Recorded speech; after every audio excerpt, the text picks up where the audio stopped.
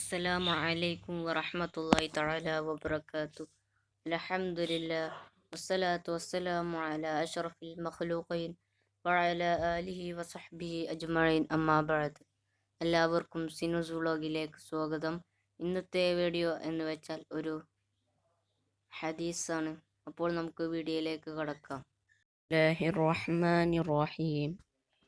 ما من مسلم يغرس غرسا أو يزرع زرعا فيأكل منه طيرا أو إنسان إلا كان له به صدقة.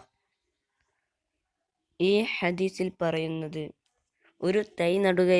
ഒരു മുസ്ലിം ഒരു തൈ നടുകയോ അല്ലെങ്കിൽ ഒരു കൃഷി ചെയ്യുകയോ ചെയ്താൽ അതിൽ നിന്ന് ഒരു പക്ഷിയോ അല്ലെങ്കിൽ ഒരു മനുഷ്യനോ ഭക്ഷിക്കുകയും ചെയ്താൽ അത് അവൻക്ക് ഒരു സ്വതക്കയായി രേഖപ്പെടുത്തുന്നു.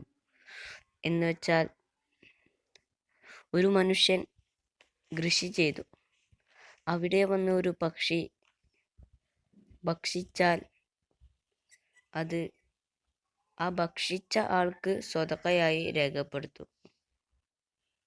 അതാണ് ഈ ഹദീസിൽ പറയുന്നത്. ഇൻഷാ അല്ലാഹ് ഇനി അടുത്ത വീഡിയോയുമായി വരാം. ഈ വീഡിയോ കാണുന്നവർ ലൈക്ക് ചെയ്യാനും ഷെയർ ചെയ്യാനും സബ്സ്ക്രൈബ് ചെയ്യാനും മറക്കരുത്. തൊട്ടടുത്ത് കാണുന്ന ബെല്ലൈക്കൺ ക്ലിക്ക് ചെയ്യാനും മറക്കരുത്.